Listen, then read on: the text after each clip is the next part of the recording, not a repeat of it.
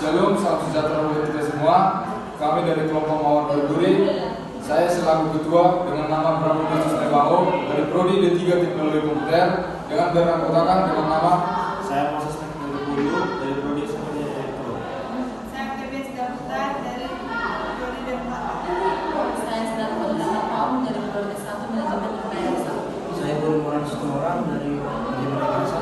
Nama saya Dimas Gauda dari Prodi 1. sekian video dari perkenalan dari kami. Terima kasih.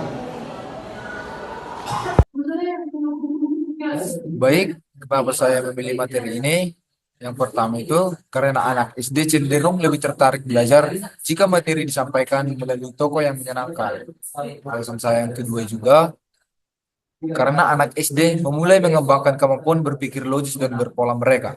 Materi ini memang sederhana, tetapi melatih mereka untuk mengenali pola gerakan yang merupakan keterampilan dasar komputasional tinggi. Dengan memberikan pilihan jawaban dan tantangan menebak gerakan selanjutnya, anak-anak akan merasa sedang bermain seperti game. Bisa kita lihat pada contoh soal bebas berikut, yang dimana di sini ada 4 gerakan, yang dimana si anak disuruh menebak gerakan kelima. Dan disitulah mereka dilatih untuk berpikir logis dan berpola mereka, karena mereka diharuskan menebak gerakan selanjutnya. Berikut dari penjelasan saya, terima kasih. Baik, di sini saya akan menjelaskan mengenai soal trigonometri. Alasan utama saya memilih soal ini karena saya pikir soal ini sangat untuk pikiran untuk siswa sekolah dasar dan soal ini juga dapat membantu mereka untuk berpikir secara logik dan berpikir secara kritis. Untuk penyelesaian dari soal ini sendiri itu dapat kita lihat pernyataan-pernyataan mana yang sesuai dengan gambar. Untuk jawaban dari pernyataan ini, jawaban yang benar itu adalah terdapat pada pernyataan nomor 1 dan nomor 2. Yang dimana Bob dan Mo itu benar bahwa mereka itu tersenyum. Dan juga pernyataan nomor 5, Lea atau Bob itu mereka mengangkat. Salah satu di antara mereka yang mengangkat tangan itu yaitu Bob. Jadi pernyataan yang benar itu adalah pernyataan nomor 1 dan nomor 5. Sekian, terima kasih.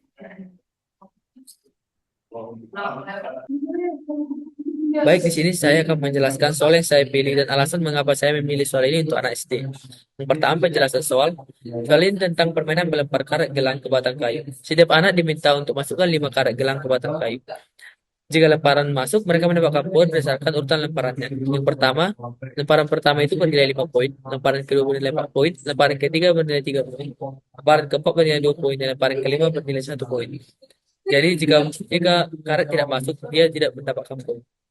Seperti pada soal tantangan, cara melempar yang hasil berikut berapa poin yang diperolehnya. Jadi di sini kita tahu bahwa lemparan pertama yang kuning tidak masuk sehingga dia tidak memiliki poin. Lemparan kedua yang biru dia masuk dan lemparan kedua bernilai 4 poin. Lemparan ketiga warna merah muda tidak masuk sehingga dia bernilai 6 poin. Lemparan keempat yang hijau dia masuk dan lemparan kelima itu bernilai 2 poin. Lemparan kelima warna hitam itu tidak masuk sehingga dia tidak mempunyai poin. Sehingga totalnya adalah 4 tambah 2 yaitu 6. Begitulah penjelasan untuk soalnya.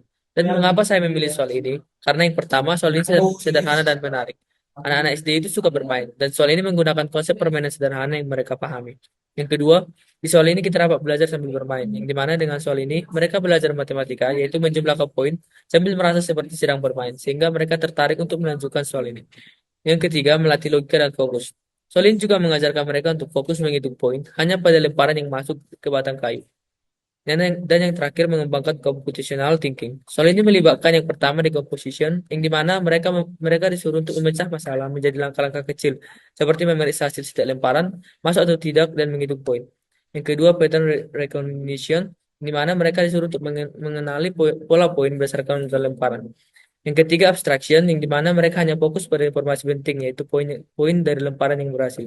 Dan yang terakhir, algorithm design, yang dimana mereka disuruh untuk menyusun langkah-langkah untuk memecahkan soal, seperti memeriksa hasil lemparan dan menjumlahkan poin. Sekian penjelasan dari saya, terima kasih. Baik, di sini saya akan menjelaskan soal yang saya pilih dan alasan mengapa saya memilih soal ini untuk anak SD. Yang pertama, penjelasan soal. Soal ini tentang permainan melempar karet gelang ke batang kayu. Setiap anak diminta untuk masukkan 5 karet gelang ke batang kayu. Jika lemparan masuk, mereka mendapatkan poin berdasarkan urutan lemparannya. Yang pertama, lemparan pertama itu bernilai 5 poin, lemparan kedua bernilai 4 poin, lemparan ketiga bernilai 3 poin, lemparan keempat bernilai 2 poin, dan lemparan kelima bernilai 1 poin. Jadi jika karet tidak masuk, dia tidak mendapatkan poin. Seperti pada soal tantangan, Sarah melempar dengan hasil berikut berapa poin yang diperolehnya. Jadi di sini kita tahu bahwa lemparan pertama yang kuning tidak masuk sehingga dia tidak memiliki poin. Lemparan kedua yang biru dia masuk dan lemparan ketiga itu bernilai 4 poin. Lemparan ketiga warna merah muda tidak masuk sehingga dia bernilai 0 poin. Lemparan keempat yang hijau dia masuk dan lemparan kelima itu bernilai 2 poin. Lemparan kelima warna hitam itu tidak masuk sehingga dia tidak mempunyai poin. Sehingga totalnya adalah 4 tambah 2 yaitu 6. Begitulah penjelasan untuk soalnya. Dan mengapa saya memilih soal ini? Karena yang pertama soal ini sederhana dan menarik. Anak-anak SD itu suka bermain, dan soal ini menggunakan konsep permainan sederhana yang mereka pahami.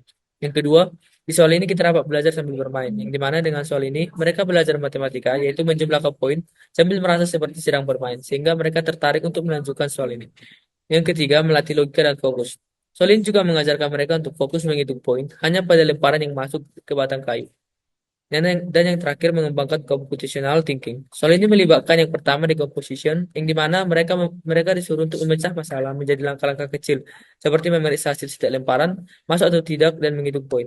Yang kedua pattern recognition, di mana mereka disuruh untuk mengenali pola poin berdasarkan lemparan. Yang ketiga abstraction, yang dimana mereka hanya fokus pada informasi penting, yaitu poin dari lemparan yang berhasil.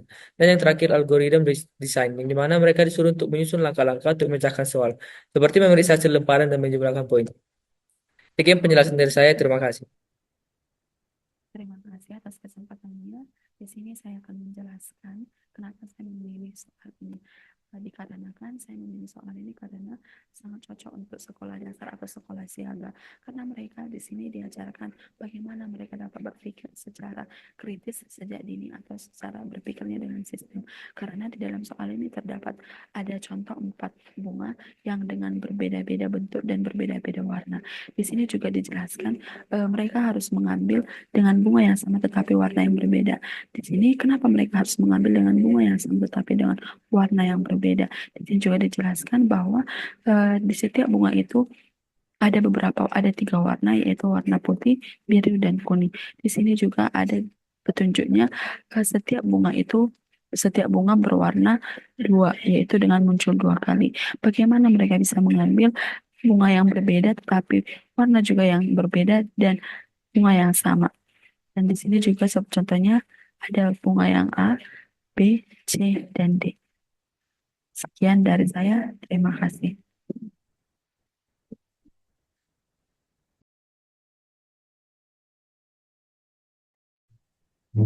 Kali ini saya akan menjelaskan tentang soal tantangan bebas Indonesia. Sebelumnya, mengapa saya memilih soal ini? Karena menurut saya soal ini cocok untuk anak SD. Yang pertama, untuk menyenangkan mereka dan mereka akan seperti bermain dalam pembentukan soal ini. Yang kedua, tidak terlalu banyak hitungan. Yang ketiga, merangsang daya berpikir kritis. Yang keempat, membantu mereka dalam memahami konsep dasar informatika. Dan yang kelima, meningkatkan rasa percaya diri mereka. Oke. Di soal tertulis jenis barang-barang harus memasang tali pada sekumpulan pohon, sehingga tali mengenai batang yang luar pohon sebanyak-banyaknya. Sebagai contoh, jika ada 6 pohon pada posisi seperti gambar berikut, maka jenis dapat memasang tali pada pohon. Di sini pohon ada dalam 1, 2, 3, 4, 5, 6. Tapi jenis yang dapat masuk di pohon karena pohonnya yang dapat tersambung 1, 2, 3, 4, 5. Sekian dari saya, terima kasih. Baik, sini saya akan membahas soal mengenai tantangan bebas. Alasan mengapa saya memilih soal ini, karena soal ini sangat cocok untuk siswa kelas 4 hingga kelas 6 SD yang memiliki pola pikir komputasional yang relevan dan sederhana. Di sini kita bisa lihat soal mengenai berang-berang yang menanam bunga dalam 3 barisan, dan setiap barisan ada 4 bunga. Dan soal di sini adalah baris mana yang memenuhi keinginan bunda berang-berang. Jawabannya adalah B, barisan 1 dan 2. Jika kita perhatikan dengan baik-baik satu persatu bunga, kita dapat melihat bahwa pada baris 1 dan 3 bunga putih terletak lebih dekat dengan pagar daripada bunga biru. Dan pada baris kedua, bunga biru lebih dekat ke pagar daripada putih. Sekian dari saya. Terima kasih.